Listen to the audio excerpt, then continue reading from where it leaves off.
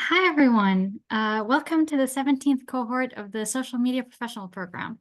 So my name is Yasmin Al-Banna, and I'm a project manager at New Media Academy. I also, before we start, want to quickly introduce the other members of the team of the Social Media Professional Program. So first, we have our teaching assistant, Ibtihaj, who is with us on this call as well. And she'll be with us during every step of the way on this program. So if you have any questions about content or about assignments or anything like that, Ibtihaj or me is the person to ask for this. We also have with us today Matt Bailey, who is the instructor of today's session and is also the lead instructor at New Media Academy. And we have another instructor with us on the call today, and that's Greg Jarbo.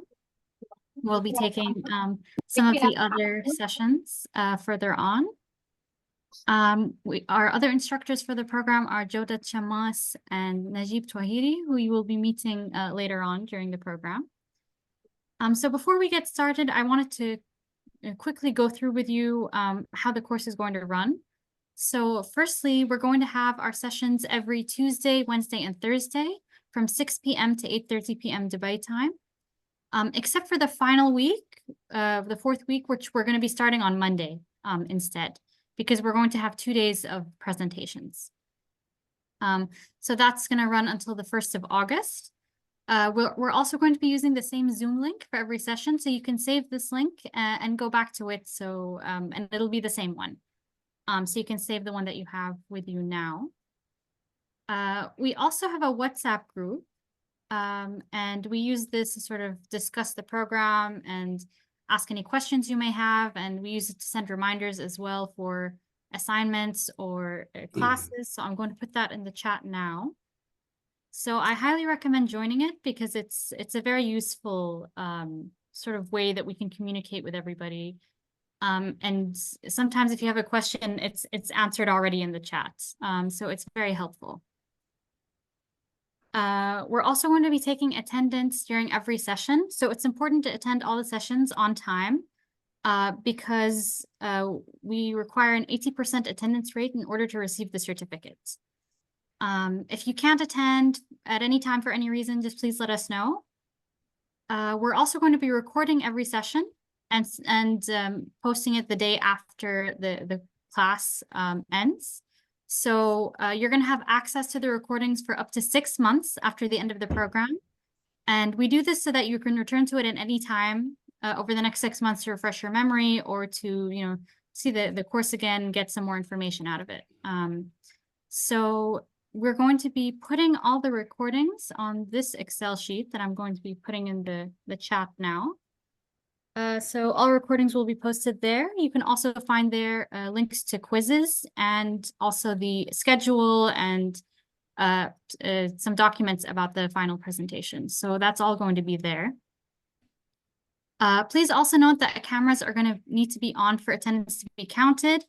If the camera is not turned on, it'll be counted as an absence. So please make sure to do that. Also, please make sure that the name that you use on Zoom matches with the name you're registered under, so just so that we can take attendance and that we know that you're here. So with regards to assessments, we're going to have sort of 3 different types to work with. So the first, we have our quizzes, and these are optional, and we're going to be sending a quiz after every session. You don't have to do them, but they're good because they're a good way to test your knowledge about the session that you just took. We're also going to be having a little competition. So sort of a hero of the week, where every week we tally up the person who had the highest quiz score, and then we announce it at the start of the next week. So that's always fun to do. We'll also have at the end of the program, the person who will announce the person who had the highest score across the entire program. So it's just a fun competition to take part in and also to test your knowledge of the sessions that you just took. The second type of assessment is going to be assignments. So you'll be receiving an assignment at the end of each class. It's to do with, of course, the content that's covered during that session. And these assignments are meant to try to help you to put what you learned into practice. So a lot of these assignments are things that you can put into practice in your own business right away. So it sort of works on 2 levels, to help test your knowledge and also to help you to apply that knowledge right away. Our third assessment is going to be a final presentation. So we're going to have the final presentation at the end of the program. It's going to run over 2 days. So everyone is going to do a presentation for us. It's about 5 to 8 minutes. And it's made up of some of the assignments that were assigned to you throughout the program. So you're going to see, we sent you already the template for the assignments. So I will also put them in the chat. One moment. Yes, here it is. So this is your final assignment templates. So all your assignments for the final presentation are going to be on there, and you can answer them as we go. So the idea of this is you're going to be, as you continue throughout the program, each assignment that you're given should sort of correlate around a specific business or idea that you're working on personally. So it would either in your current place of business or in a company that you wish to found, or any sort of work that you wish to do. And your assignments should correlate with this sort of main idea. There's going to be some things that maybe you can't do right away. For example, there's like a video analysis and there's social account analysis. So if your business doesn't have any of those things, that's fine. You can use whatever you like for that. But we'll get to that eventually. I just wanted to let you know this ahead of time. You also have a student workbook that's going to have all your assignments as well as sort of a rundown of the curriculum. So I've also sent that one on the chat. It's useful to have. So I think that's everything from my end. Oh, I'd also like to send you the program so you know when everything is happening. So here's our schedule. Also on the chat, and I'll send everything as well on the WhatsApp group, so you'll have access to all of this. So if you have any questions or concerns at any time, you can let Ibtihaj or I know. And I think that's everything from my side. So I think I'll now pass the mic to Matt. So Matt, please go ahead. All right. Thank you so much, Yasmin. And thank you everyone for joining us for this social media professional program. Looking forward to, for us, we've done this a number of times. As Yasmin said, this is the 17th cohort. Absolutely amazing to have been a part of this. And so I'd like to welcome you. Before we get started, I'd love to know who's here, who is taking this course. If you could let us know your name, where you're working, and what made you want to take this course. Whether it was someone made you take it or if you wanted it for professional development. Let us know that, and would love to get to know you. And Yasmin will be keeping track of who introduces themselves.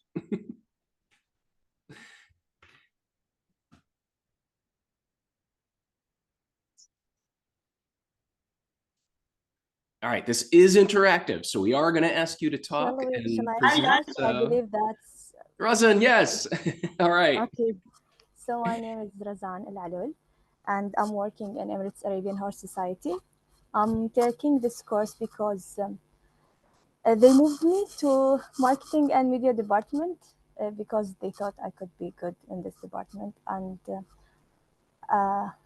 to be honest, I was not paying any attention in the marketing class and media class in college. So I want to brush up my knowledge a little bit. And I'm taking care of the social media. So for sure, that's why.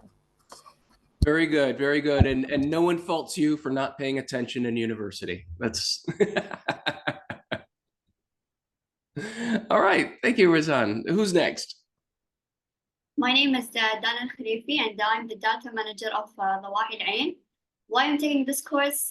Yes, they told me to, but I'm still also interested of knowing more about social media and being professional, since one day I'm going to hold an account of Dawahi Al-Ain, a social media account. So social media is not just following and liking. There are many hidden professional tools that we all need to know and to use to be more interactive using it. Very good. Nice to meet you.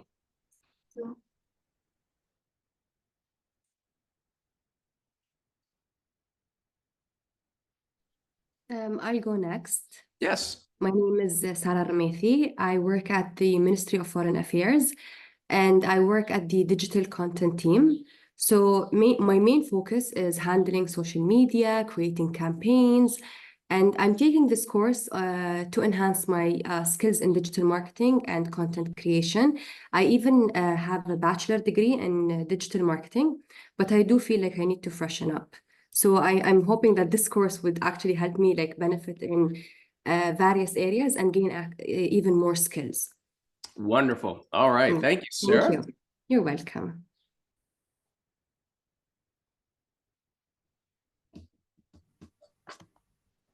Hello, I'm next. Yes. Hi, I'm Hamda Nasser Al-Mazmi, Associate Head of Marketing and Events at Sharjah Youth Entity. Actually, I'm taking this course to know more about social media because I'm going to handle social media.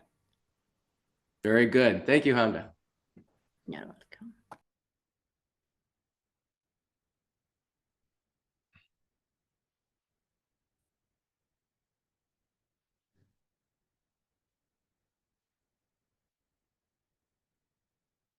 All right. We might be at the point now where I start calling on people to introduce themselves. Can I go next? Yes, Ibrahim. Yes. Hi, good evening, everyone. I'm sorry for the background. As you can see, I'm in the car, just finished my work and just going to a place that I could attend this meeting. My name is Ibrahim Al-Balushi. I am a digital enterprise engineer in Siemens company, Siemens Industrial, because it's now split. And yeah, I'm here to learn from you a lot. Thank you for this opportunity, and thank you all, and nice to meet you all. Hope that I will reach my destination safely throughout the meeting. Yes. Drive safe, And Ibrahim. Thank you. do not put me absent because I'm driving, okay? Please, Miss Yasmin. Very good. So can I go next? Yes. First of all, it's really a pleasure to take this course with you gentlemen. And I would like to say sorry for not showing you a picture of me. I'm right now in a situation that doesn't help me to. So I hope you take this matter into consideration. My name is Mohammed Al-Mardoud. I am the manager of media in Dawahi Al Ain. I'll be holding most of the social media programs. So I believe that this workshop is going to help me, and it's going to make my life easier with my team in Dawahi Al Ain. Thank you so much. Very good, Mohammed. Thank you. Can I go next now? Yes. Yes. Hi, I'm Noon Umar. I'm a project manager at New Media Academy. I think, Matt, we worked together before. Yes, Yeah. yes. Nice to So, see you, yeah. Noon. Thank you. So yeah, now I'm joining this to and I know it's very important. It will gonna help me in my career in any mean. I'm sorry now because I am working on other projects and I have a workshop now, so it might be a bit, you can see people moving around, but I'm attending, and thank you. Very good. Nice to Thank finally meet you. Yes. Yes, yeah. Thank you. Okay, I will go next. I'm Yes. Asha Saroni. I'm Deputy Head of Marketing and Events section in Sharjah Youth. I joined this program in its 8th edition, and I'm interested to know more and to learn more about social media on this edition, and hopefully to gain more and the new knowledge. Very good. Thank you, Aisha. All right, who's next?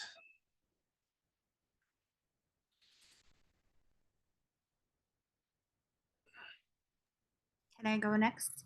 Yes. Yeah, hi, my name is Shamma Al-Mahiri. I work as a PR manager in Do.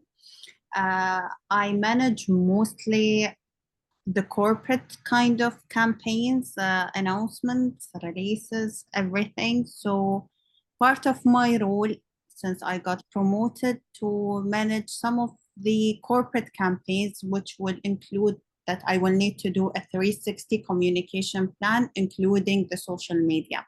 So I'd like to know,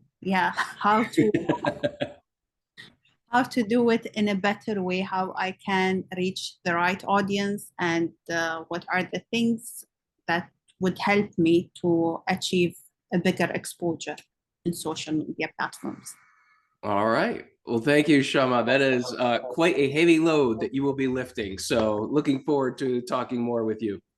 But it's a heavy load that some of us have actually lifted before. I started off in public relations, so you can make the transition there. Hopefully you'll learn things here that will leverage what you've learned as a PR professional and expand them into marketing management across social media. Mm-hmm. Inshallah, hopefully. Thank you. Very good. Very good. Who is next? Hello. Yes. My name is Bashar Muhammad from Syria. I work as a journalist and I'm here with you to option in new information in my work. All right, beautiful. Thank you, Bashar. Appreciate it.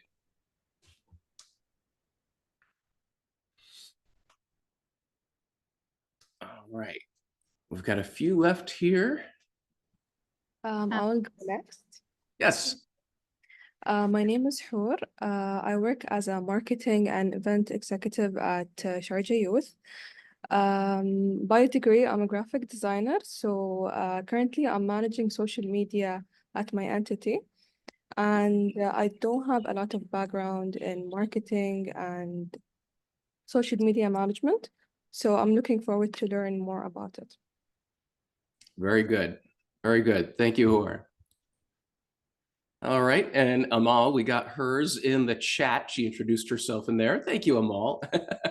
It looks like you are, yes, out and about, so no worries.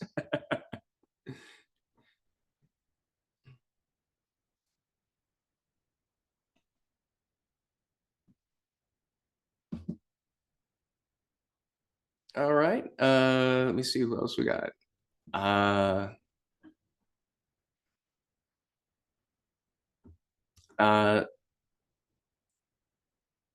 Looking through here to make sure. Hamda, yes, you could introduce yourself.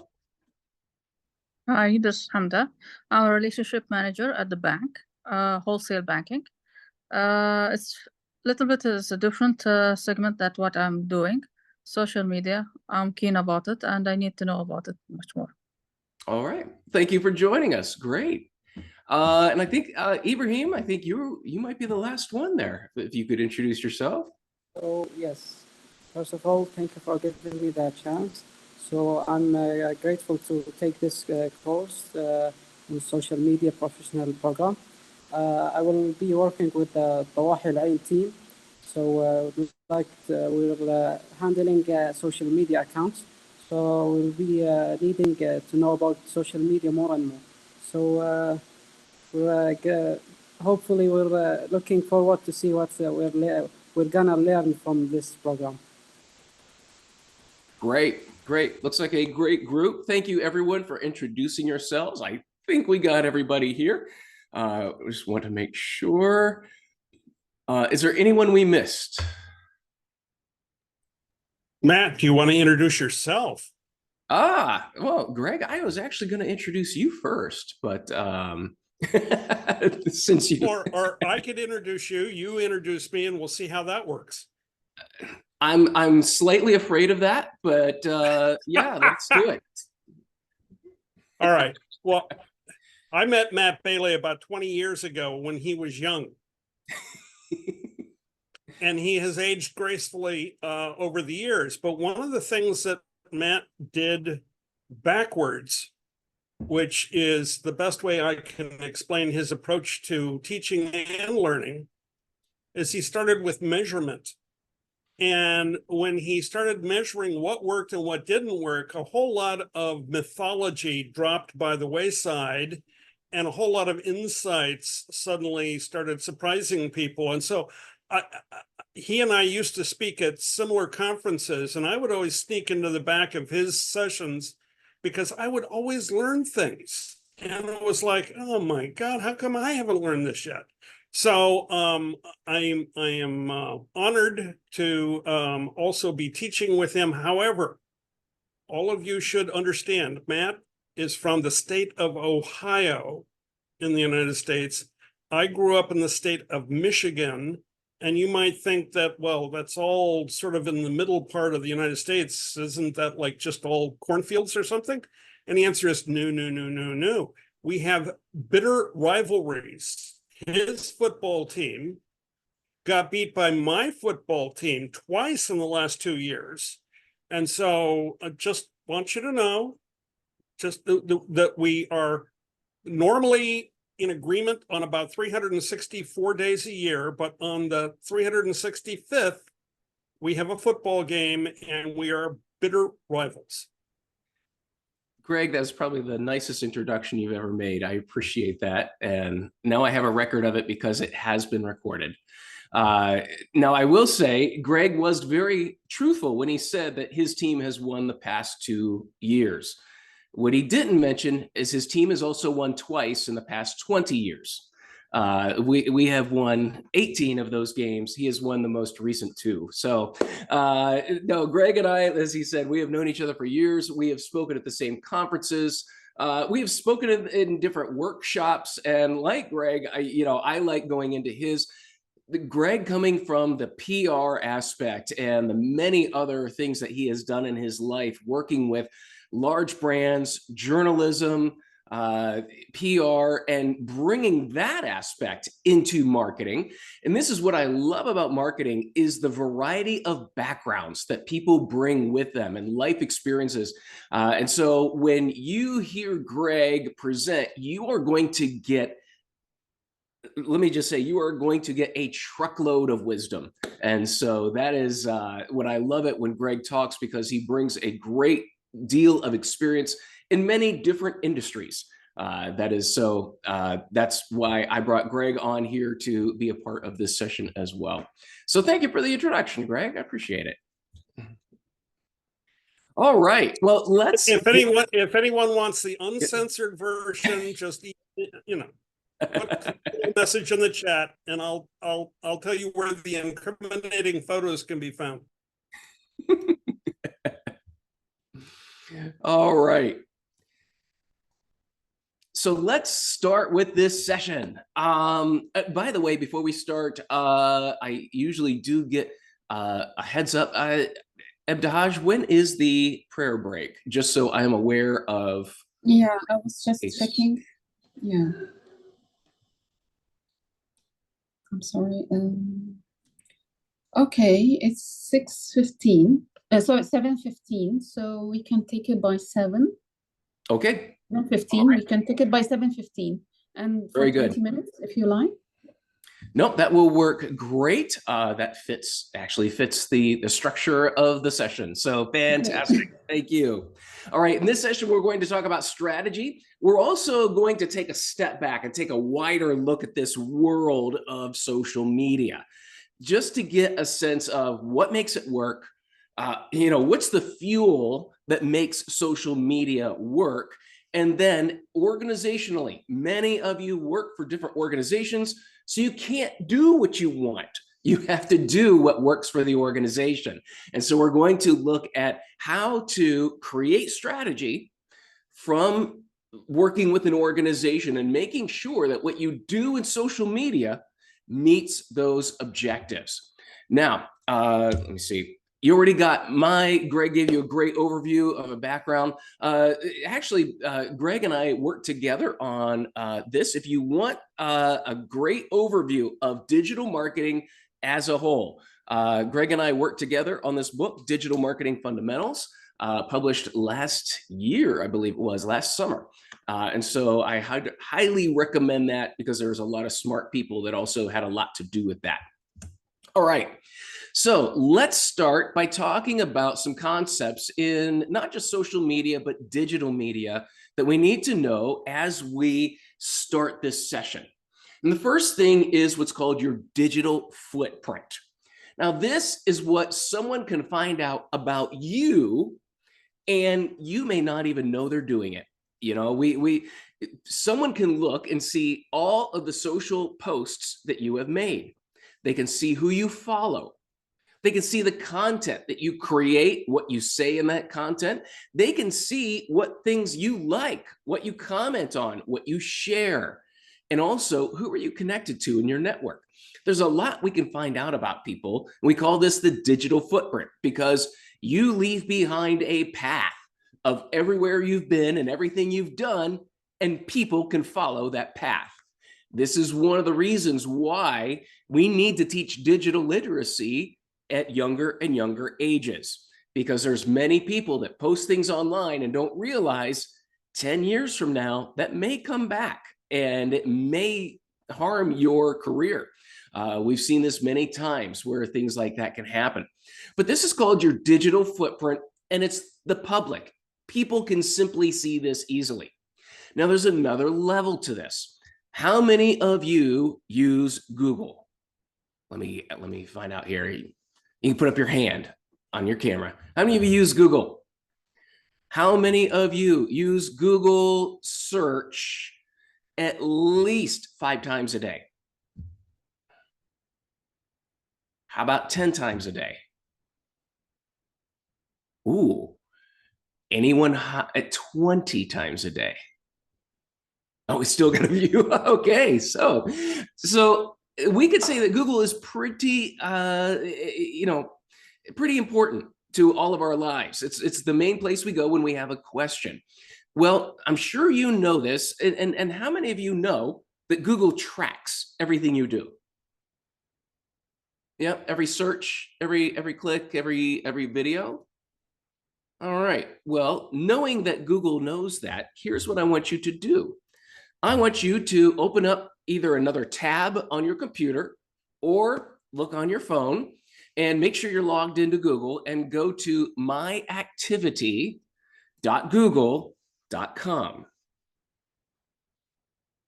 Now, you all said you know that Google tracks your activity.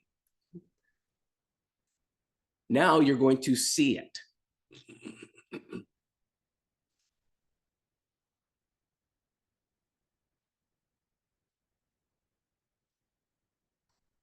And this is why I like cameras on. All right, those of you that have gone there and you are seeing this page and you're starting to scroll, what's the difference between knowing Google tracks everything you do and seeing it?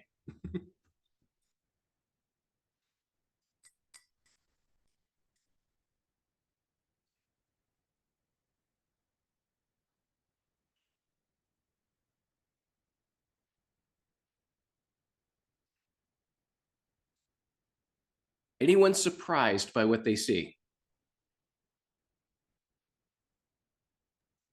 Yes, it's tracking everything. My search history with the time, with the minute, with everything.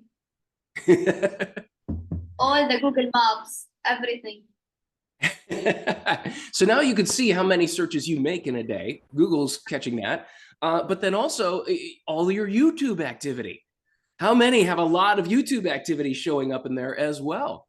And not just that, it's the ads. The ads that you see on YouTube are showing up here as well. How many of you feel a little creeped out about this? Little creeped out? No? Let me share a recent example in Boston. There is a trial underway, and the husband is accused of killing his wife, chopping up her body into parts, and hiding them in different municipal landfills around the region. And how do the prosecutors know this? Well, they got his laptop. That was one of the first things they confiscated. Checked his Google search history and found 6,000 searches for how do I dismember a body and hide the parts. Yeah. So yes, this can be used. People can access this, and as you can see, you can turn it off. You can turn off your location history. You can turn off your YouTube history. Those of you that use an Android device, that is a direct pipeline into this activity. And so not only are you going to see your searches and your Google activity, you're probably seeing music that you've listened to, each individual song and when. people that have messaged you, any app activity that you did on an Android phone is going to show up in here as well. So this is, I mean, how many of you are surprised to actually see how much this is? How many of you are surprised to see this? Be honest now. Thank you, Don. Yes, noon, yes. Yeah, and when I asked you, we know that Google tracks. Everyone says, yes, we know it. But to actually see it and to see the level of detail, and as you mentioned, it's time-stamped. So Google knows when and where and what we're doing. Well, this gets to another type of tracking. You see, Google knows everything you're doing. And why is Google tracking all of this information? Why are they tracking what we search for and what we watch? Well, the main reason is they want to serve you ads. They want to serve you ads based on your activity. And Google works with a lot of other websites so that when you visit websites, Google knows that, as well as many other advertising companies.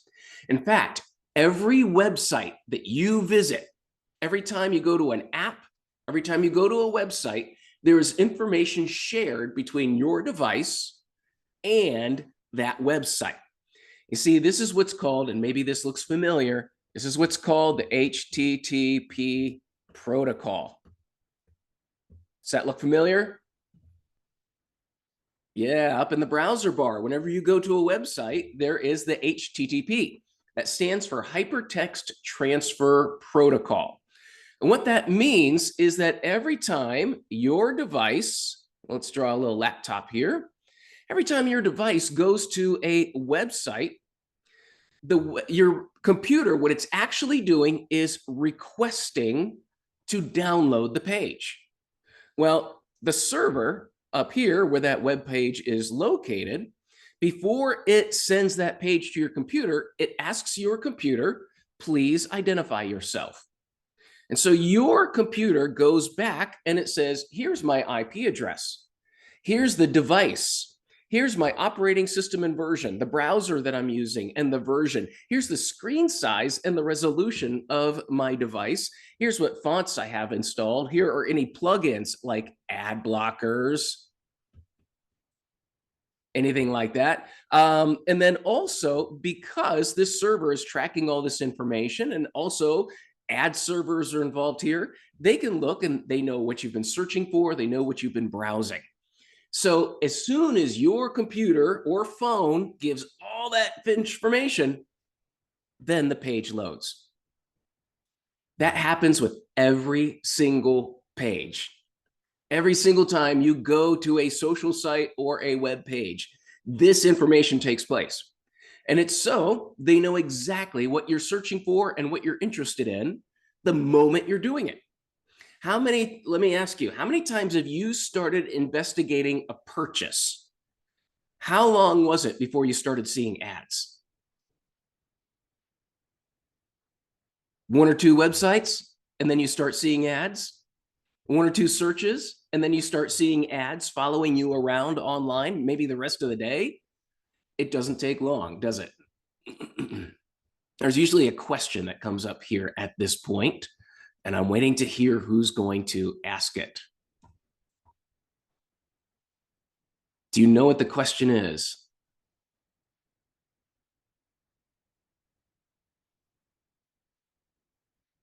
I can tell some of you know it. You know what the question is. You know what Anyone?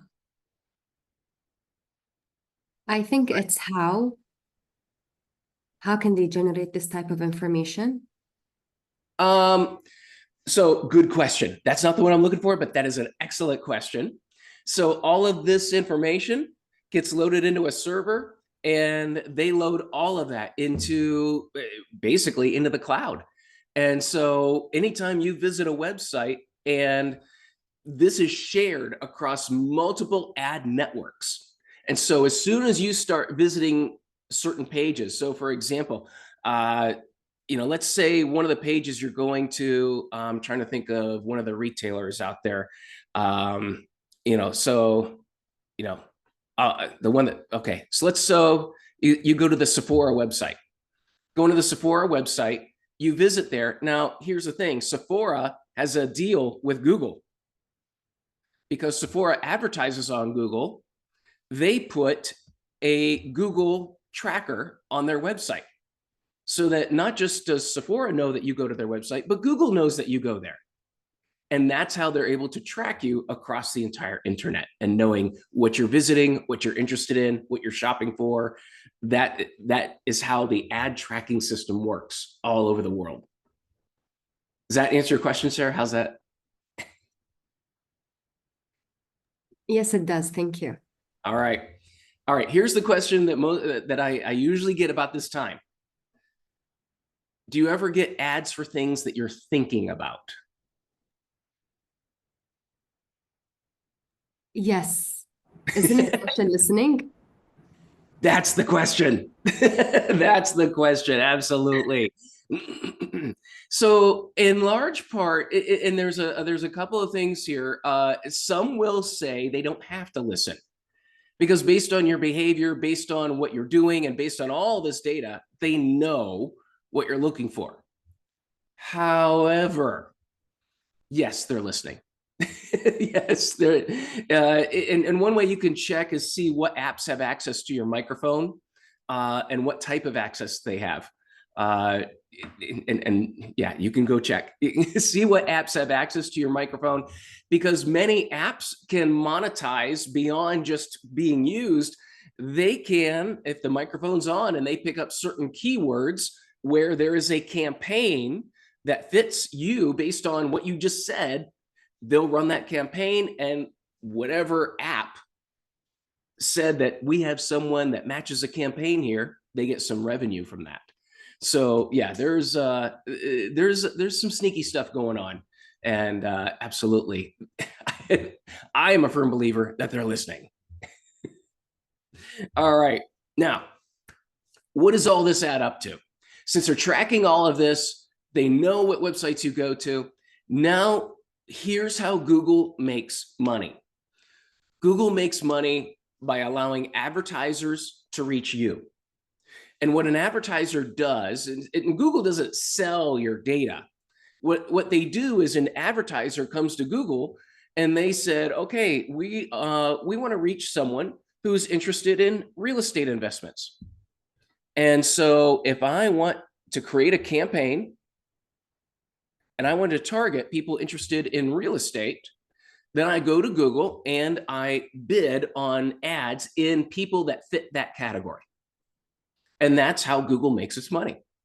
Advertisers coming to Google saying, we want to reach different people who are interested in cars, who are interested in travel. And so you have all these advertisers going to Google because there are millions and millions of people using Google that have shared their information, and Google knows that they're interested in these topics. So what you can do is go to myadcenter.google.com and you'll see what Google thinks about you.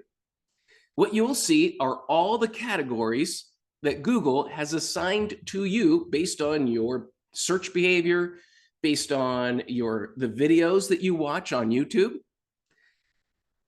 These are how advertisers can use Google to reach you.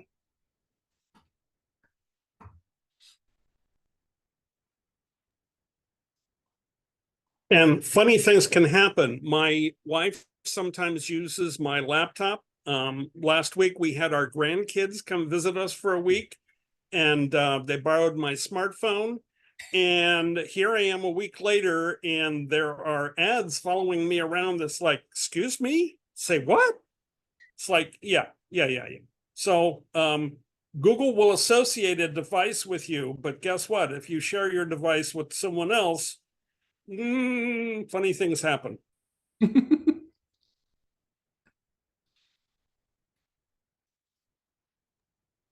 So since I'm majoring in finance, all the ads is about investing, it's about stocks, how to gain more money, how to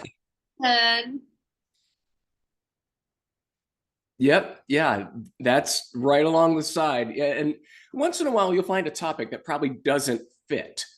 And I find that usually happens because people aren't one-dimensional. especially Google uses a lot of YouTube viewing, and there are times that we'll watch things on YouTube because we see a relevance for a particular time, but then Google thinks we love that kind of content. And so it throws a category and it's completely irrelevant. So that can happen, but great example, Donna. Yes, that, yeah, all your finance categories are there. And so what you'll see is the topics. These are the general things that Google says you must like this because of your activity. Then there is also brands. Any of the brands that you follow, that you visit, there's information there. And then probably one of the more controversial moves is Google has a sensitive category. And the sensitive is things that Google deems sensitive. And that's one of the issues that some people have a problem with, is that why does Google choose what's sensitive and what's not? But these are topics that are very personal. And people don't like that Google is tracking things like that. That kind of, what business do they have mentality. So this is where you can see the areas that Google is saying advertisers can reach you because you like these categories. Now, as you can see, you can go in and you can delete them. You can hit the plus sign to say yes, absolutely, or the minus sign to say no, that's not me at all. So that's how you can see how Google sees you as a consumer. Because Google, while being a search engine, Google, first and foremost, is an advertising company. Google last year is one of the most profitable and highest revenue companies in the world at $257 billion. That is the amount of revenue that they generated, 77 billion just in EMEA. All right. And 80% of those billions of dollars are advertising. So we may think of Google as this great search engine, but what Google is doing is gathering data and allowing advertisers to reach you with that data. And this is where they make their money.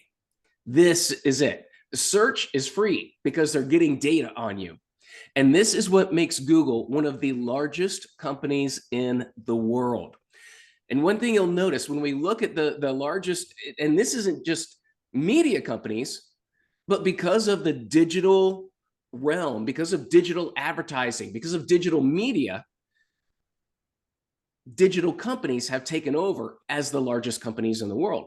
If we'd have looked at the largest companies of the world 20 years ago, it would have been, oh, Greg, help me. I believe Kodak was one of the largest ones. Trying to think. You would have had General Motors, you would have had Ford, you would have had a lot of companies that made things. Yes. And things have sort of moved to the sideline, and now it's information. It's more often than not, the companies that are on top are working with information instead of building things.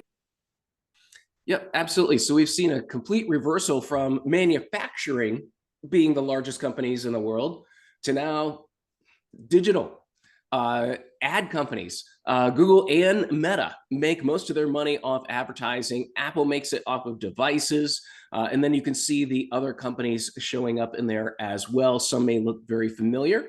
Some may not, but we see a few of them in there that might be relevant to our social media. Now, yeah, I do have to, Greg, I will update. Twitter is now no longer worth 3 billion. It's Twitter X, I believe, is now, well, I know it's lost half its value, at least right now.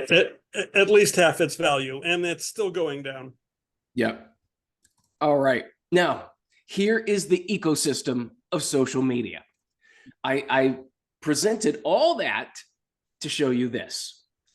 The social media platforms, why you are here for social media marketing, they do not create anything. They don't create information. They don't create content. Instead, they rely on users. They rely on people like you and me to upload content to their platform.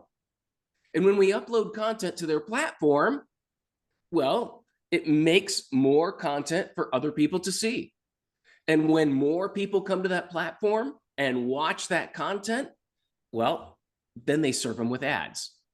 And that's where these social media companies are making their money, is getting as many ads in front of you as possible. And that ad revenue goes right to that platform. Sometimes the platform will share it with a content creator, depending upon how many users they're reaching and the engagement that they're creating, because they can create more ads, and that's how it all moves through. Is this a surprise to anybody? Any comments about this ecosystem that we're working in here? So users give data to advertisement companies, and then their advertisement or advertisement in general, it appears to the social media platform. I didn't catch all of that, Dana. Could you say that again?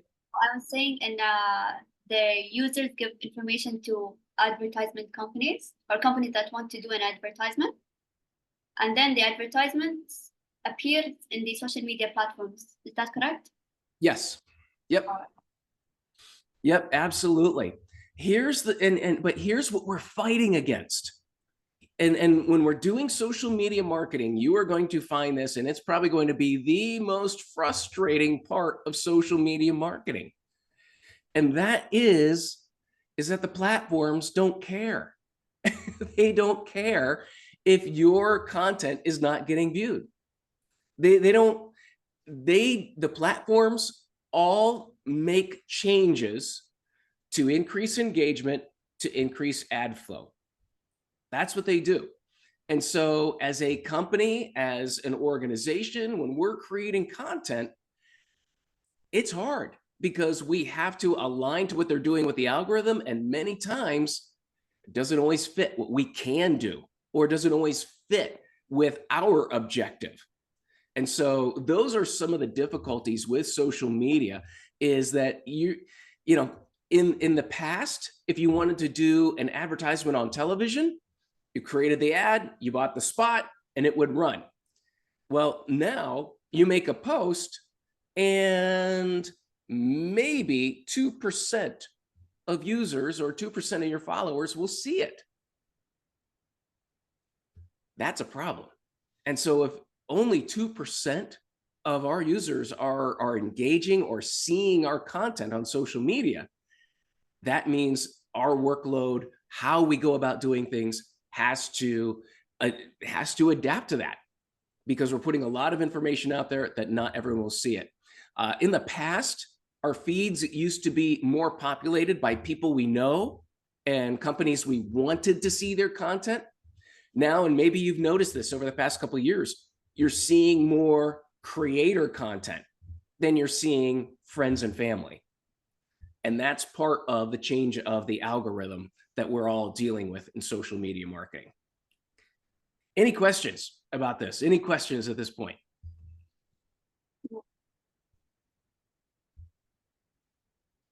All right. So let's define what we mean by social media and social media marketing. First thing is, when we talk about social media marketing, what we're talking about is a subset of digital marketing. Overall, when we start talking about social media marketing, we know the platforms that are there, but ultimately we want to affect a little bit larger, even beyond social media, because we're usually driving people to a destination.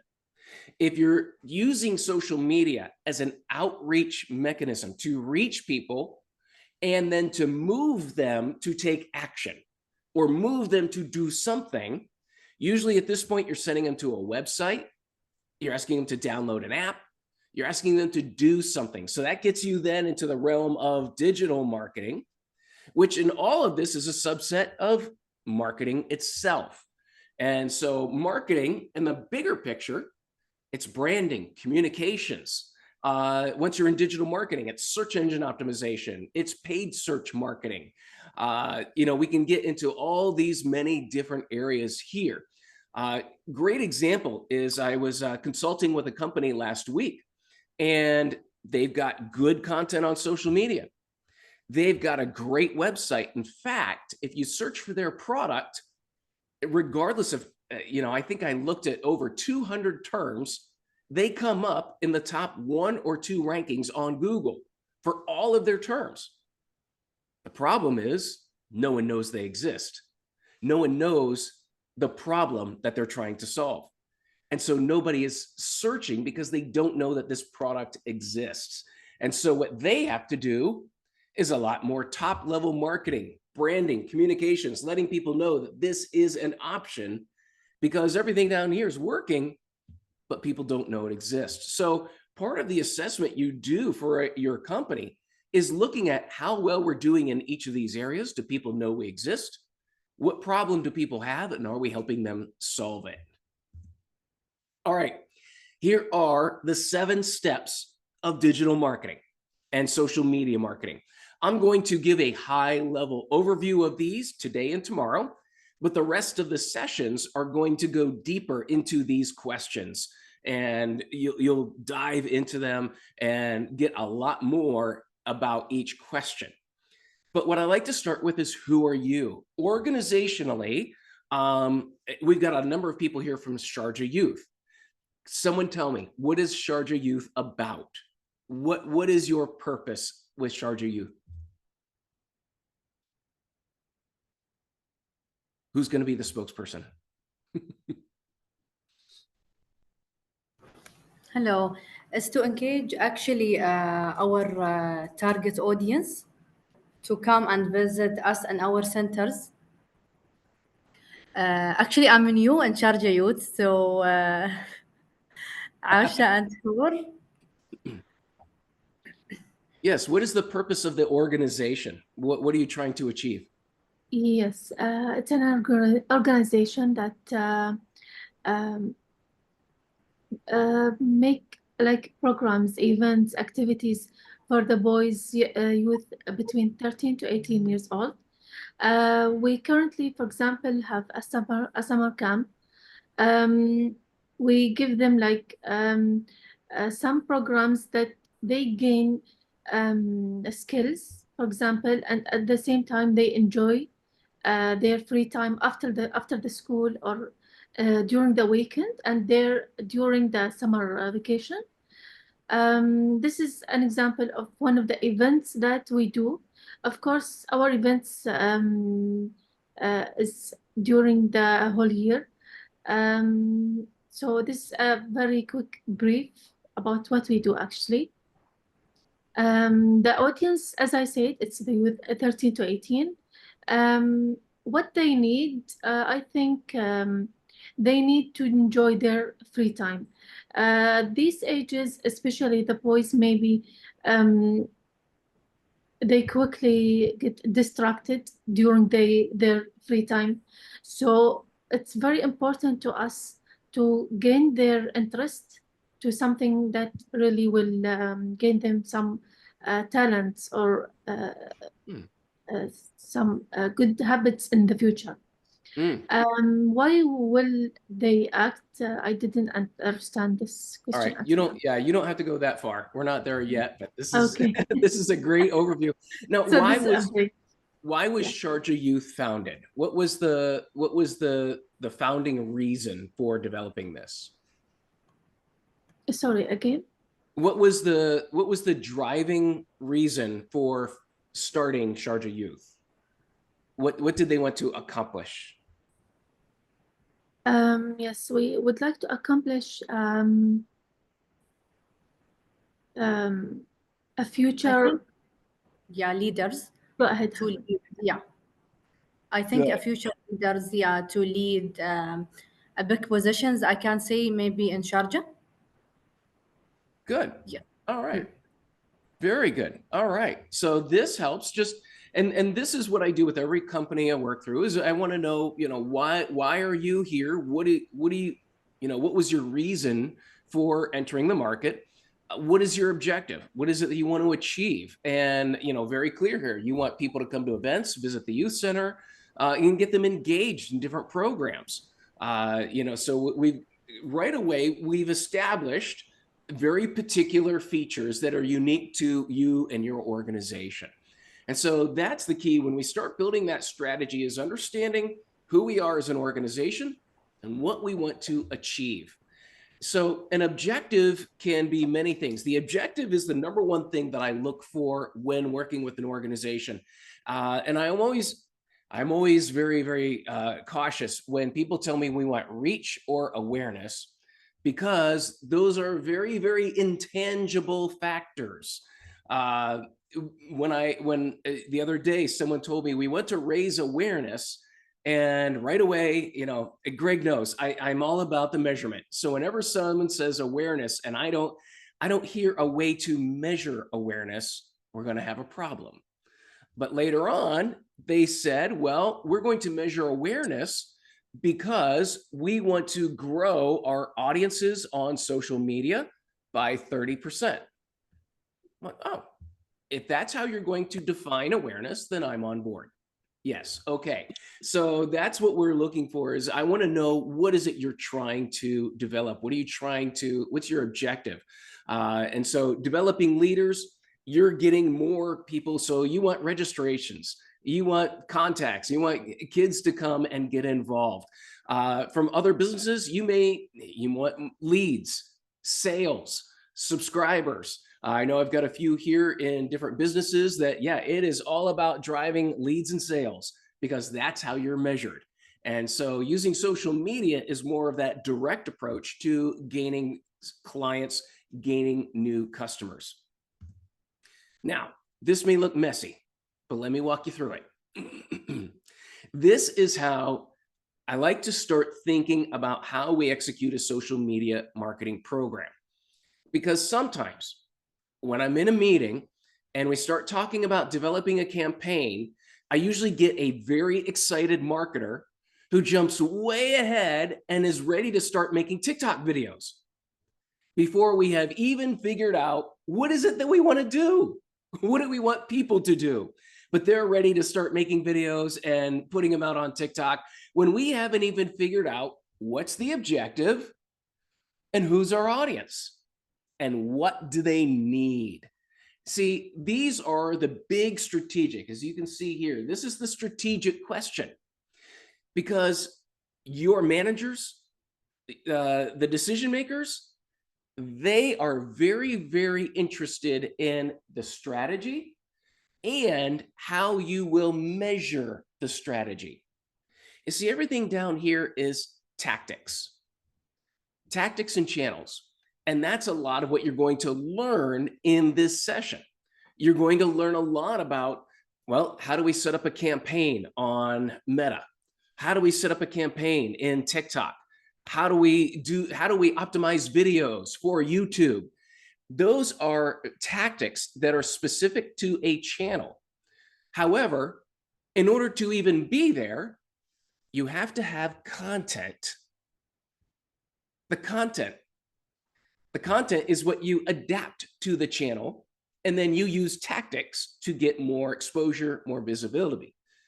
What's most important here is how you take your strategy, develop content that meets that strategy, and then you execute. Then you distribute it, then you move it. But our content is made up of, once we understand what people need or what they want, we then ask the question, why us? Why do they care? What makes us an option? There might be many other places for kids to go. Why Sharjah Youth? What's going to make them make that decision? So then, what's our message? What are we asking people to do? Or as a brand, what's your promise? What are you promising when you ask people to take action? Then we implement that message into the media and the content we create. We use it in different channels, and we utilize tactics to make that happen. And we utilize measurement underneath everything to make sure we know what's happening and why. most times in social media marketing, and this is what usually gives social media marketing, many managers, many business owners, they tend to dismiss social media. It's because all the measurement they ever see is here. They only see the measurement that comes from the platform. They never see how all this activity meets up to the objective. And that's what causes a lot of people to dismiss social media marketing, is because all the data is here and very little data shows here's how this activity had this outcome and met this objective. If you want to excel, not just in social media marketing, but in marketing, learn this. Learn how to translate this into an organizational objective, and people will notice.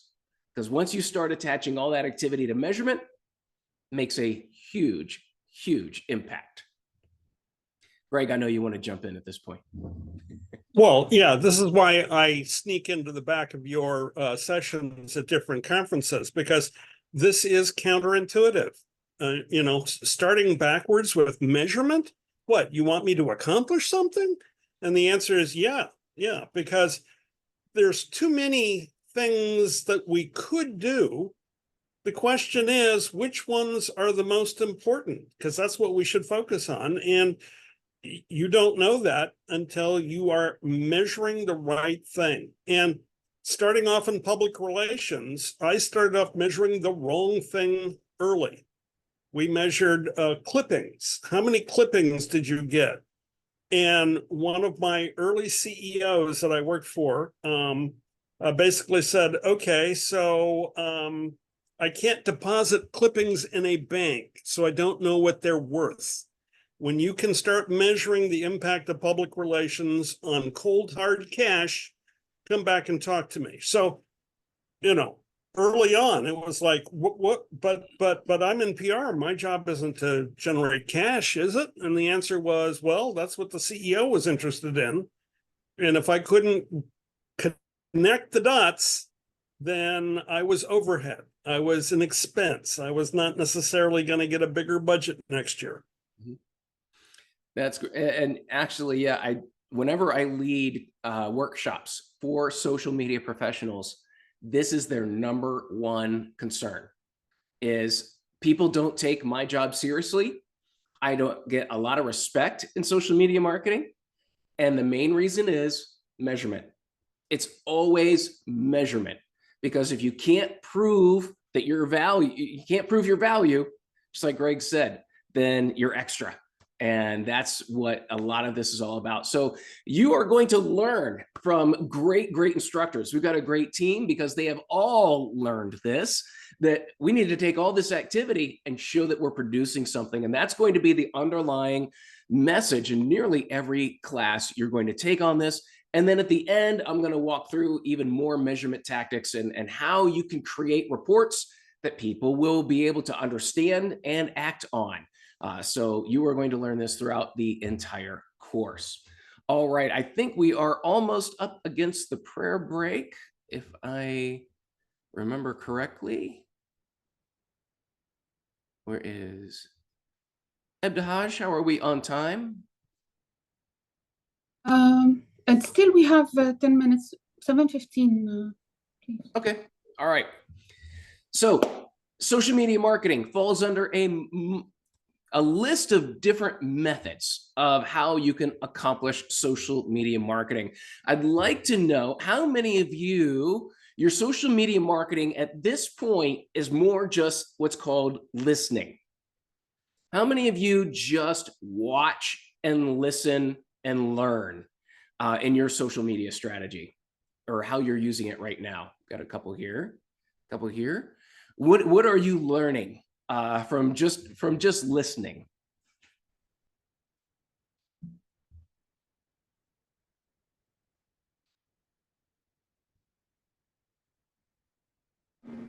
Can I tell my Yes. story? Yeah. Yes. Okay. By just listening from other stories, the other experiences in the work site, or any experience that they they have been through, that I could take the advantages, the positive things from that experiment or story by just listening. Good, good, great example, great example. Anyone else that you're mainly just doing listening? This is a great way if you are getting into a new area or just starting out in social media marketing, or even before you start marketing a company, you may want to learn what are the frustrations that people have in a certain industry. Because once you learn what the frustrations are, then you can use that in your marketing, especially if you have a different approach or something different. You can learn from that, integrate it into your marketing or into your product. So monitoring, listening, it's a great way to start.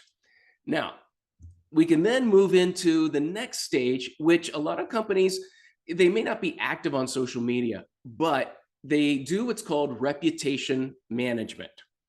And that's where they do primarily listening. But if something comes up, a bad review, when something is mentioned negatively, that's when they move into action. It is responding, educating. Sometimes there should be a response plan when something goes wrong. And so that is reputation management. The best thing I can think of is, I'm going to ask you, who did this the best during the flood? Who did this the best? Who had great reputation management when Dubai was flooded?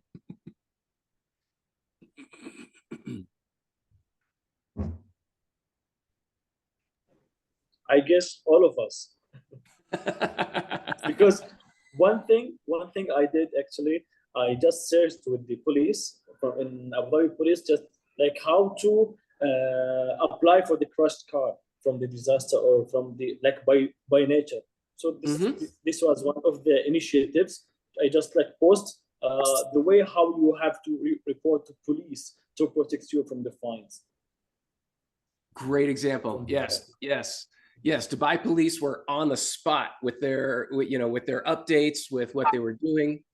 Now, also what I saw were a lot of content creators. They set out to educate that this wasn't, for example, I think in some media around the world, they claim that this is because Dubai does cloud seeding and they seeded too much and it caused all the rain. So seeing content creators create videos showing that this was not the result of that. That takes place another time of the year. And so, getting into education. I'm going to try and find, because I think one of the delivery services, I think it was, I want to see who it was, or the ride sharing. They had 3 levels of ride share, and they changed from small car, medium-sized car, black car, to a rowboat, to a speedboat, to a yacht. So it was a great way of having some fun with what was going on. Well, let me give you the opposite example, the company that has done the worst job doing reputation management. I'm working on an article for Search Engine Land that will run later this month on Boeing, which was getting over 1,000 articles a day for 12 months that were criticizing it for, flight safety. And for whatever reason, they kept, let's pretend nothing is happening, it'll all go away. And they finally just admitted guilt and had to pay a huge, huge fine. So again, you not only have to listen, but then you need to respond. The idea that you can bury your head in the sand is not a viable strategy. Nope. And that brings up a great point here. And that is when we talk about organizational response, building a plan on how to respond to different situations is best when you do it before it happens. taking the time to build a response plan. And what that means is you get all of the stakeholders in the room, you get everyone there, and first and foremost, you think of what's the worst that could happen. And you start from there and you go down. Build a list of all the potential things that could go wrong. Then group them. Group them into how bad is it by severity. One person I know that is in crisis communications, they say it very clearly. If it's a loss of life, that's number one. If it's a loss of money or property, that's number two. If it's a loss of reputation, that's so they group things together and then build a response plan based on that. Because the last thing you want, those of you that are in charge of the social media account, and I had this happen to me years ago, something happened bad with the organization and they turned and looked at me and said, what should we do? What should we do with our social media? And I'm like, we're just the social media team. We don't set your response plan. We're not your PR team. We're just managing your content. And so they were expecting us as social media to put together a full-on crisis plan and tell them what to do.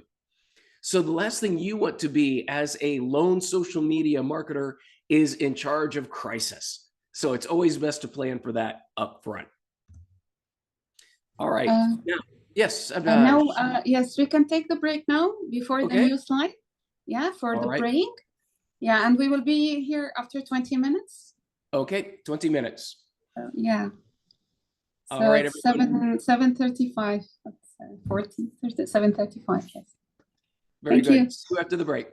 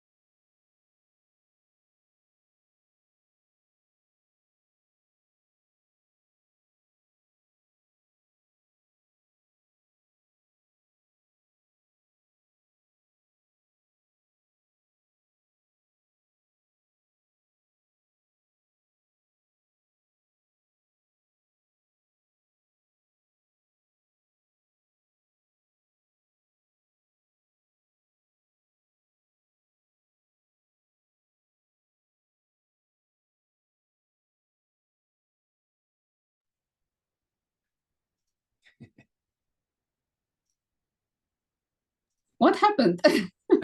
I am not sure. It's okay. Hello, everyone. Are we all back? Please raise your hands or open your cameras as we ask you so that we can start directly, please. Anyway, welcome back, Matt. We can start. Yeah. I got locked out for a bit there. Yeah. Yeah, I don't know what happened. Yeah. All right. Okay, thanks for coming back from the break. We'll get through the rest of this, and then I will leave you with an assignment before we sign off for the evening.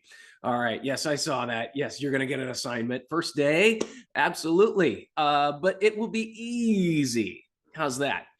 Okay, let's look at a couple other ways of using social media strategically.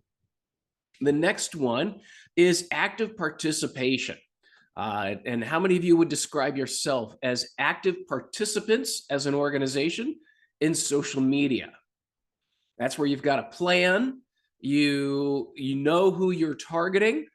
You're measuring the results. How many of you would say you've got a proactive participation level in social media marketing? You here? All right. Yeah, I like that. Yeah. Sometimes when I'm presenting this, people are like, we're active, but we just don't have a plan. And I'm like, that's why we asked them to open the cameras, Matt, right? Yes. We have a plan. I always have the plan, but they never let me follow it. Like, no, don't do it today. Don't do it tomorrow. We have one more approval to ask for from the higher management. So that's what is it.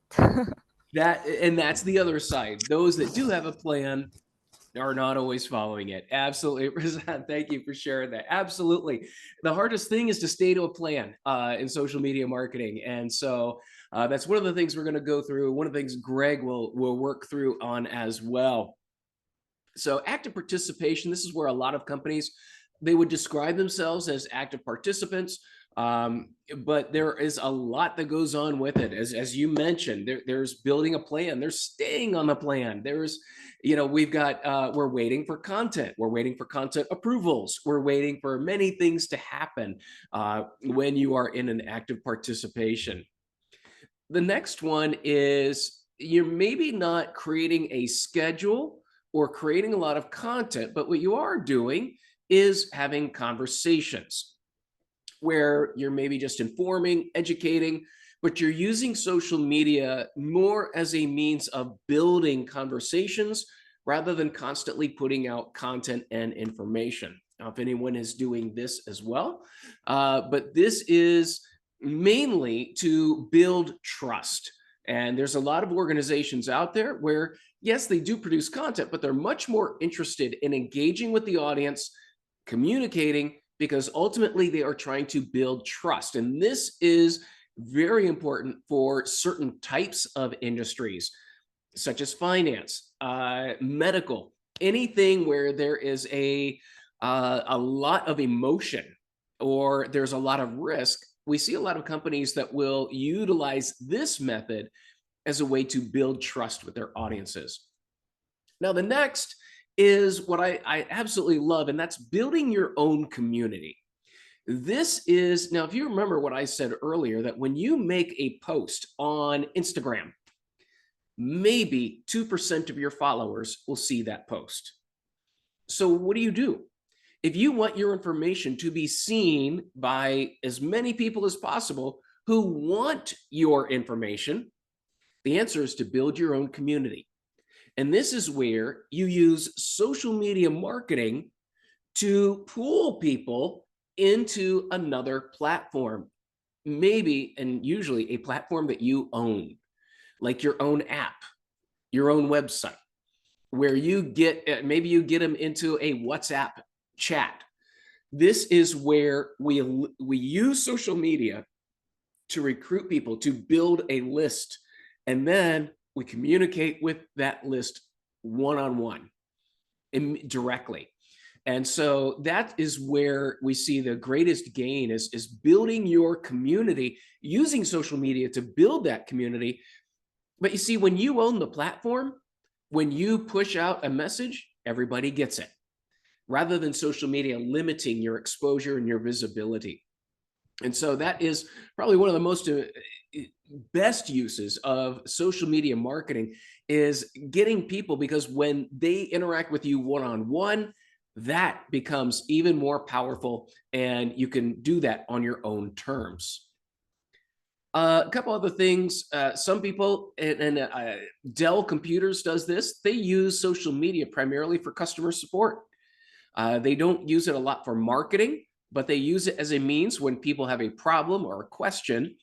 They take care of that mainly through social channels, because it's the easiest and most accessible way for people to contact the company and get help for their devices. So this walks us through a little quickly through our list of who are you, what's your objective, who's your audience, what do they want and need, and then why will they act? And this gets to our messaging, how we put together our message. And what you'll notice is we're going to spend a lot of time on content, because our content needs to show empathy of what is the problem people have. And when we understand that and we can show empathy in our marketing, we can also create better messages of showing them we're the answer. We can help you. Here's our promise. And then we want to move them to take action. And when you move people to take action, I like to say that is a superpower. If you can move someone from Instagram to your website, or from Instagram to go sign up for something, that's a superpower, because you have persuaded someone to take action.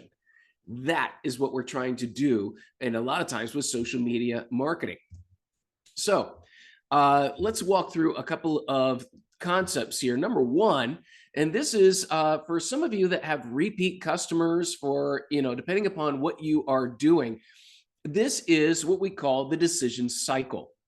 The decision cycle, there's usually a trigger, something that someone sees, something that happens, something that causes someone to know, I need to fix this.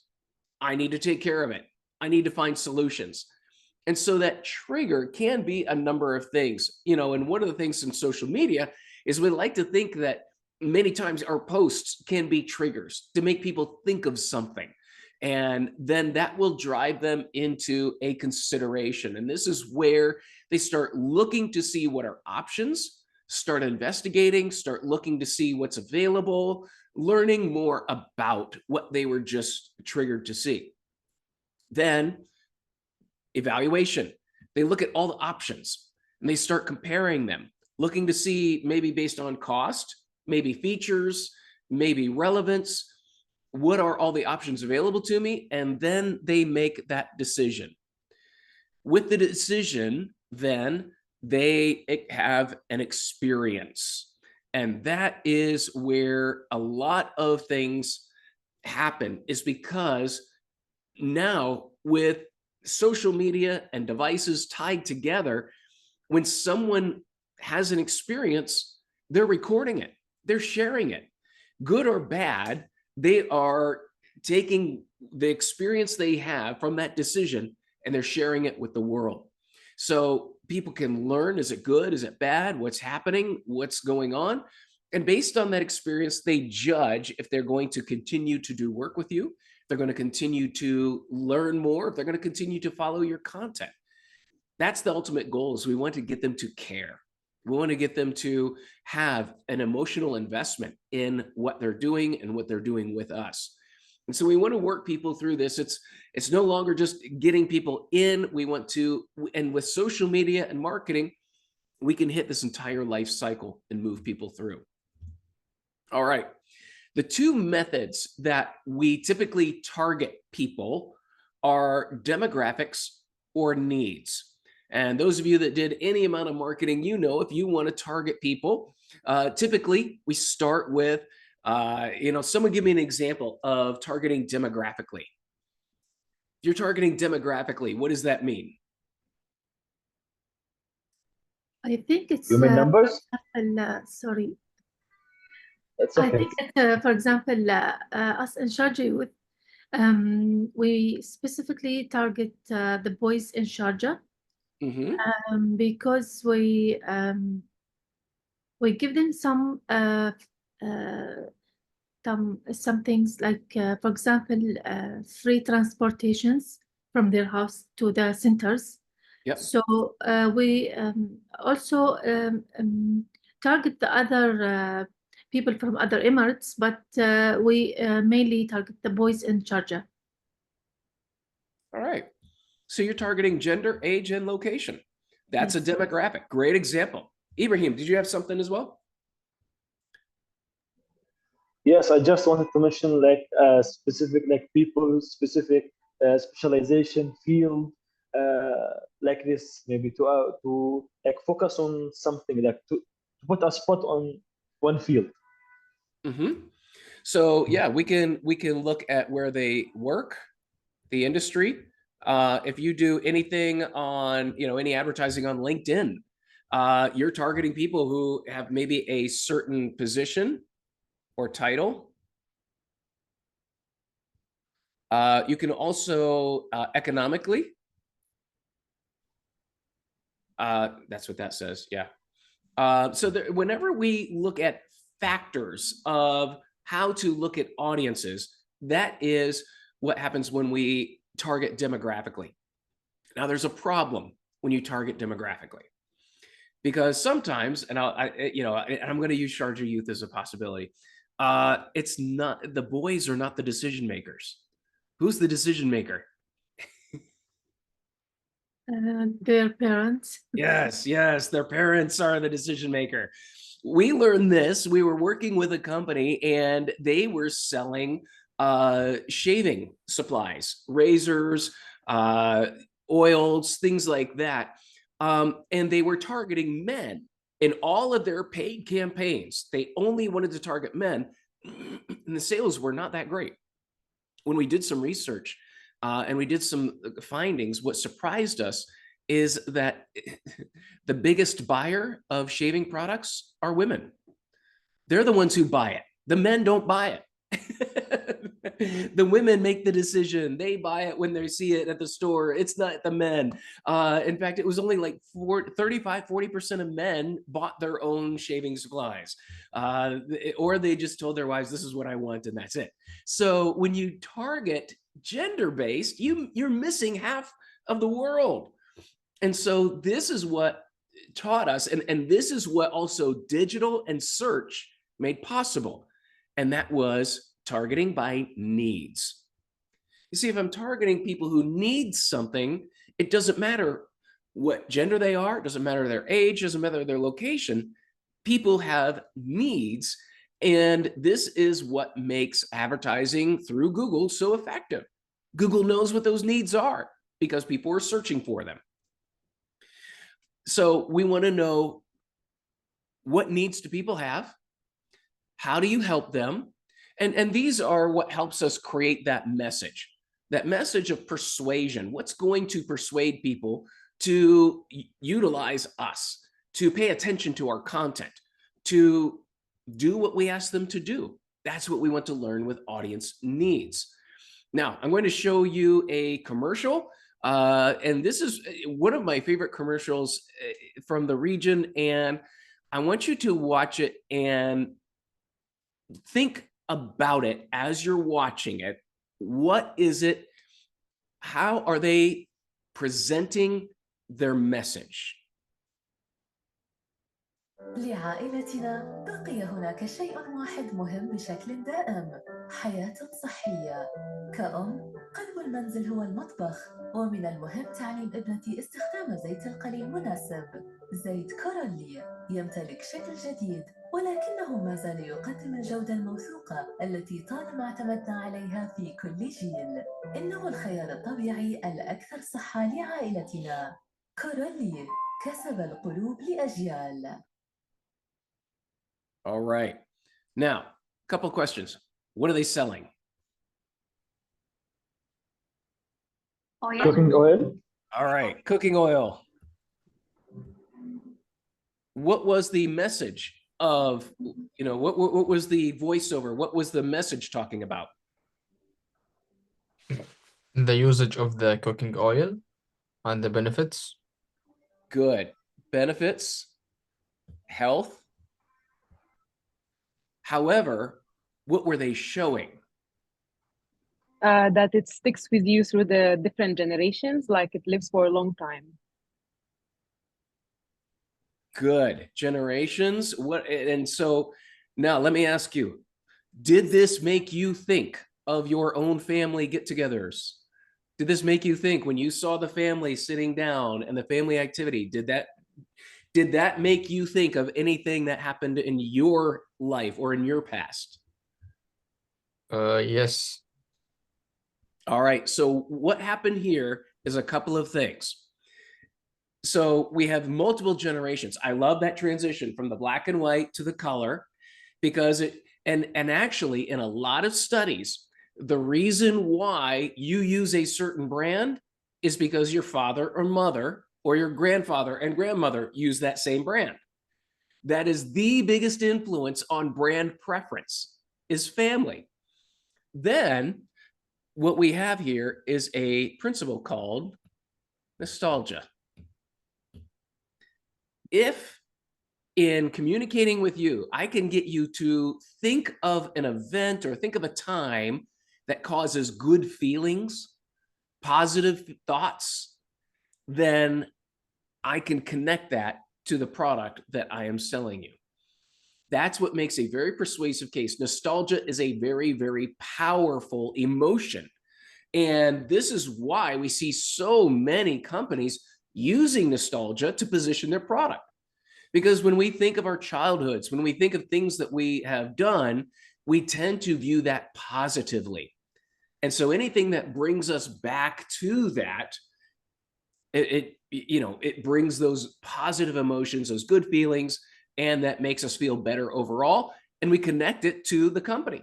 I always laugh at how many times, if I just bring up a PlayStation, I just say the word and I see people's eyes light up, because it makes them remember childhood and some of the things that they did, and being in their room playing games. So those are things that you really don't even have to go much into. It's a shared experience. People have that understanding, and it's a great way of, in this way, they're creating a message. The message was all about health benefits of cooking oil. However, the visual brought in the generational aspect, the nostalgia aspect. And that is how you tell a great story in a very short amount of time. Here's the product. Here's the benefit for you. But then also here's an emotional trigger. Here is how we're going to wrap it up in content and give it to you. Oh, okay. So what is happening here? And I like using this as a reference. This is Maslow's hierarchy of needs. If any of you have been through a psychology course or a communications course, this may look familiar to you. What Maslow came up with is that we have very specific needs, and the deeper the need, the more we can respond to these things. So for example, there are the functional needs. Functional needs are food, water, sleep. Those are things we can't live without. If we don't have those, we really don't care about what kind of car we're driving if we don't know where our next meal is coming from, right? So there's a hierarchy and a priority to needs. Then there is safety. Well, a job, a place to live, protection, that, again, we need to have that safety and security. Then we start thinking about higher and more, higher and more diverse needs. What you'll notice, though, is most marketing and advertising tends to fall in this area, the love and belonging, family, friends, anything in there. That it's so focused on that because that is one of the most emotional places that we live, is we love that emotional, that love and belonging. But then if you're trying to move something, I talk to people in the investment industry. The investment industry is actually up here. And so your market is people who basically their functional needs are taken care of. They're doing well and they want to go beyond. They want to develop more. They're thinking of the future and leaving a legacy. And so that's part of that self-actualization. There's less people there, but then you have to understand why they're making that decision. What are they looking for? And usually there is a reason down here. So when understanding that, this is where we start to look at our audience. Who is it that we want to persuade? So whenever you put together a post on social media, whenever you create content, who are you creating it for? That's our audience. And we want to think about our audience when we create content. Here's an example of this. When I write an article, when I put together a training course, one person is in my mind, and she was a previous client who she had been through 2 or 3 agencies prior to finding me. One of those agencies built her a website that didn't work, and she was losing money. So she went to the next agency. And not only did they not fix the website, they actually made her marketing worse. She was on the verge of losing her entire business. Then we met at a conference. I talked with her and I taught her how to understand the language of digital marketing, how to understand proper digital marketing and measurement so that she would be able to understand what these agencies were selling and when they were not telling the truth. As a result, we helped her get back on track, got her business on track, and she is doing amazing. So I think about that emotion from her standpoint that she's on the verge of losing her business because she doesn't know who to trust. She doesn't know how can I trust an agency when they can do all these things and I can't do anything about it. So when I try to educate business owners, I think of her. She's my target audience. And so when I write an article, I think of her and I think of her company and I think of the emotions that she felt as she was going through this process. When we create an audience, and this is called an audience persona. A persona is a representation, doesn't have to be based on a real person, but it represents our audience. It represents the people that we want to reach through our social media marketing. And a persona has a number of areas. First of all, I always like, a title. Now that title, it can be an actual name, or it can be something that describes that audience. Then we also will add a picture just to get an understanding of who this is, and a little bit of demographic information, maybe a little bit of background just to give us a sense of who we're targeting. But then, and these are the main requirements, the goals. When we talk about this group of people that we're trying to reach, what do they want to accomplish? What do they want to do with their lives?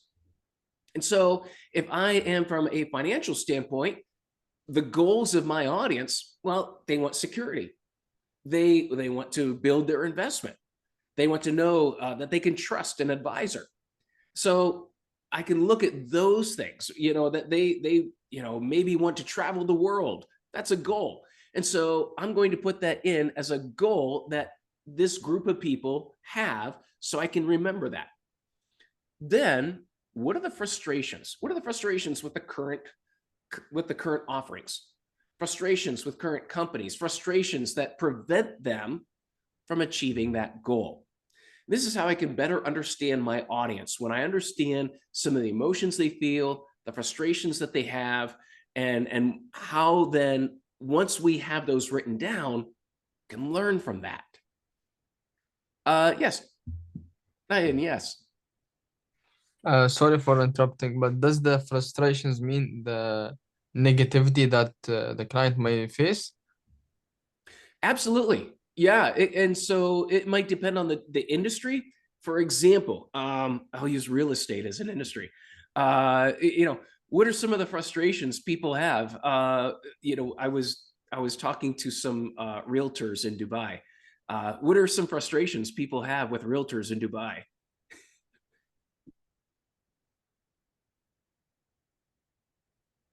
Bad location could be. Yeah, yeah. They're annoying. They call, they make a big promises, and that's one of the things we were looking at. We did some social media listening to hear what people were saying about realtors, about real estate agents in Dubai, and boy, did we learn. We learned a lot of frustrations, and so those were something that that client was going to need to overcome because there's a lot of negative perception. And so how do we overcome that? How do we work through that? Does that answer the question, Nayan? Does that help? I have a question. Yes, Dana, yeah. So a persona is about the client, like you do it for each client, or it's about you, about the company, or about the person that's working in the company? So great question. I'm going to show you. Yeah, I'm going to show you. This is HTC or HCT, excuse me. HCTs, this should help because this is what HCT put together a couple years ago about their target audience. So when HCT is posting on social media, here's who they're targeting. They're targeting ages 16 to 26, that they're entry level or high school. And here we go. Here's the goals. Here's the frustrations. And so what they're doing is when we post on social media, we're posting it for them. So that's their audience. That's who they want to reach. Does that? So yeah, it's based on our company, but it's based on who's going to be reading our posts. Yeah. And yes. Thank you. So I have a question. Yes. So the personas is done by the company, or we should recommend as a social media, like people working with social media, the company give us the personas that they did from a research company or something like this, or we decide the persona after we do our meetings and discussion here? Great question, Nuan. Great question. So some companies will have personas established for their marketing. And so you may want to ask, the marketing team, do we have personas? And if so, can I have them? If there are no personas, then that may be something you just want to take on yourself and start to investigate. Now, when we build personas, I look for a number of things. What data do we have internally in the company? This is where I talk to marketing, I talk to sales. Who is our typical audience? Who are we dealing with? What, so I look for any internal data. And then also you can come up with your own ideas. You can go back and look at previous customers. Are there similarities? Are there groups that we could group people into that we know that these are consistent? And so we can create a persona based on that. But great question, Noon. Many times, some companies have them, some use them very often. Other times, yeah, it's the social media coming up with the persona. But then I would always recommend go check it against somebody. You go check it in the marketing department. Go check it with other people and say, this is who, if I were to summarize our audience, our target audience, this is what I came up with. What do you think?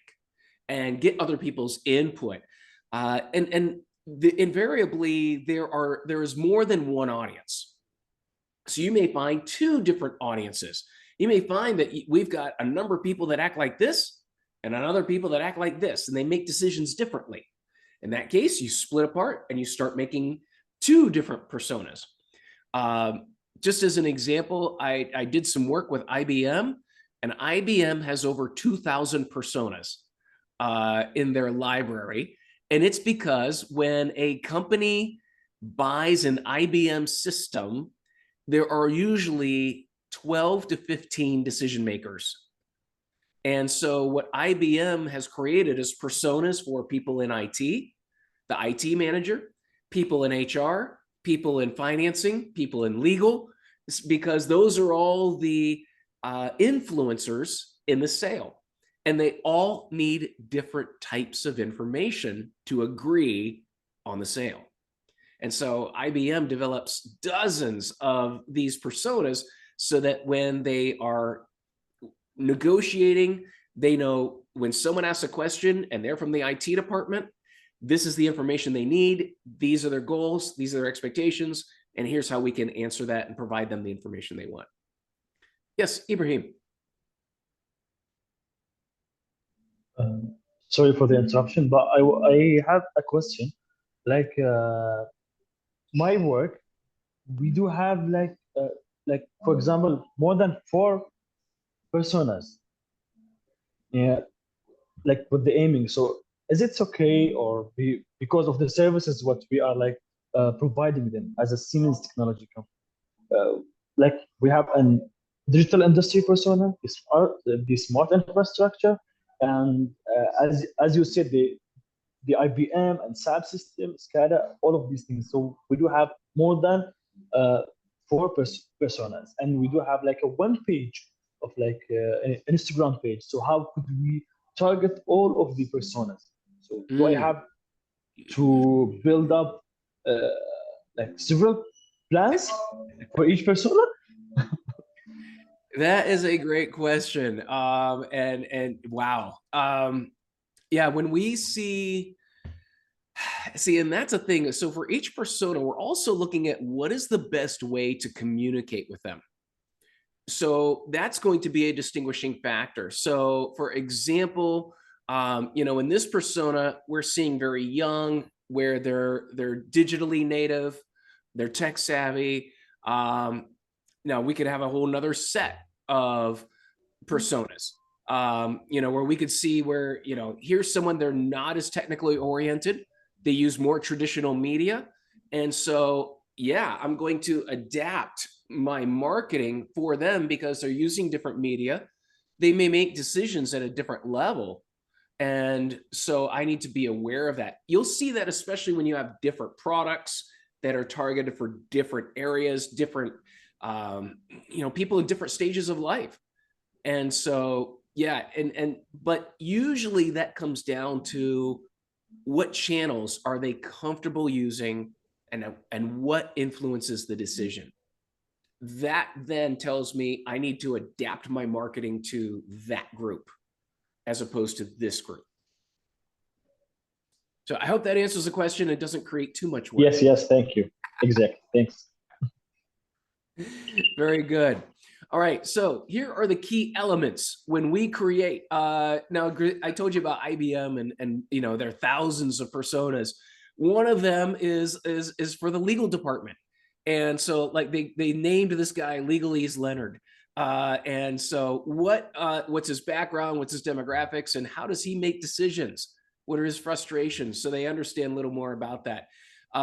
In fact, you can go and do a couple of searches on Google for persona diagrams or examples of personas, and you'll see a lot of different areas and a lot of different styles and types. So what I'm going to ask you to do as your first assignment is to create a persona, or if your company already has one, show us what it is and maybe make some adaptations based on what we've covered today. So here are the key elements of a persona. Number one, the description. A representative person who represents this group that you're trying to market to. And then where are they? So if you're trying to get them at home, how does that differ than if you're trying to reach someone at work? Those of you that might be more in business to business, how do you reach that business audience as opposed to a consumer or home audience? Then here are the 3 main things: goals and expectations. What do they want to achieve? Obstacles and frustrations. What is preventing them from achieving that? And what's their motivation? What motivates them to make a decision? What does this enable? Now, you can also add in a couple of different things. One thing I like to call is differentiating needs. How does this group differ from this group? What are the key factors that make them different? What are some of the pain points that they feel? Pain points are great when understanding their obstacles or frustrations. But then also, what are their influences? What is going to influence? What channels do they typically use? That is what we are looking for in this persona. So it doesn't have to be, it doesn't have to be perfect. It doesn't have to be 1,000 pages long. All I'm looking for is a basic persona. Who's the target? What's their need? What's their goal or their need? What's the obstacle? And some questions to help you think through it. If they have a need and it goes unmet, what does that mean? What if they have a need, but they can't find a solution? What will happen? What's the end result? Or what is the desired outcome? What do they want to happen? I like to ask, what would make this person happy? That is like if you could ask any question of a persona, it's what would make this person happy. So when you make posts to Instagram, do you think about what will this post make my audience happy? What makes them happy? And so if you can connect any attitudes, values, behaviors, all I'm looking through is just a simple layout, understanding of your target audience, and that's who you're trying to reach on social media, and their goals, any frustrations, what would be their motivations, and then also, what influences, what types of communication, online, offline, channels, anything like that. Any questions at all about your assignment or anything we've gone over today? I have a question regarding the persona. Yes. Itself, because as we know, the life is improving and changing, and the responsibilities is still are still changing for each person. Can we adjust the persona for the days, or we do have to put a plan of adjusting it, or how could we adjust? So in most of the time, these personas are reassessed depending upon the company, at least every year. A year, probably about a year or two, but they're constantly reassessed because as we learn more, one of the things I always recommend is taking these personas and, make a poster and put it on the wall. But the moment that we learn that something's different or we learn something about it, we want to adjust that because we don't want to promote bad information. So yeah, we usually will adjust them as we learn more. Sometimes we learn that there is a differentiating factor and we've got to create two personas. Sometimes we learn that there's not a lot of difference between two, and so we'll combine and make one. But yeah, they are reassessed constantly, usually about every year or two, depending upon the business or the speed of what you're doing. Yeah, that's reassessment is a key component of personas, because if you've got one from 5 years ago, I got to tell you, it's probably not that good. Exactly. Yeah. Thank you. One last question. Yes. If my audience or my target audience are globally or international, can I assess one persona for the whole world? Because we know the differences in the cultures and the life thoughts, or the logics between country and another. If it's a very consistent, if you from your experience see that, what, their goals are the same, frustrations are the same, there's not a whole lot of difference between people in this group. But absolutely. In the last cohort, we had Dubai duty free coming through. And so when they created personas for duty free, who is it that's interested in duty free? They had an international, person who is buying gifts, who, they've got, income, and here's the type of things that they want to buy. So they created an international persona based on who uses the duty free. So yeah, absolutely. Thank you, Mr. Matt. Thank you. Any other questions? All right. So you're and so tomorrow for the first 20 or 30 minutes, if you created your persona, we're going to review them. I'm not looking for a finished product. All right. It's a great chance to see what other people have or what other people have done. It's also a good chance to get feedback if you're not completely sure about it. All I'm looking for is something similar to this or similar to this. An image, goals and expectations, frustrations, what are some of their traits, and channels, and what are they influenced by, or even motivation. So you can get a picture of this, get a screenshot. That's all we're looking for, and we will review those in the first hour tomorrow. And this also goes to part of your final assignment, is when you'll talk about typical personas. Now, you may have 2 or 3 personas. We're only asking you to create 1. And so this should be a fairly easy assignment, and we'll go from there. And you get a couple minutes to yourself. That's one thing I always learned. If you end early, it makes people happy. Thank you, Matt. Thank you. Thank you, everyone. I just want to mention about the assignment. I advise you to start doing the assignment session by session, so that at the end you can gather it all in your presentation, and you will be presenting it on the last 2 sessions for the course. And if you need anything, I'm with you on WhatsApp, by mobile, anything you like. I can explain anything that you missed or you don't understand. And now I will send you through the WhatsApp a little quiz. We're doing like a small challenge every week. Every day we send a small quiz so that you can know if you understand, if you understood what we have been saying during the classes. And we will see who will win the winner of the week till the end of the winner of the course in solving these quizzes. So I hope this would be like a fun together. So see you tomorrow, inshallah. And don't forget to do your assignment so that we can see it with Matt tomorrow, inshallah. Thank you. See you tomorrow. Yeah, sure. What's the prize for the winner? We will That's check. a great question. Yeah. Let's see what you are going to do, Ibrahim. Right now, it's just it depends on the prize. It's just recognition right now. Yeah, it's bragging rights. It's bragging rights. Recognition, and you can stop by the New Media Academy offices for a free karak. Yes. That's a great, by the way. That's a great. Okay. Thank you. Thank you. Thank you very much. Thank you very much, right. Matt. I'll see you all tomorrow. Thank you. Inshallah. Thank you. Thank you, Yasmin. Thank you.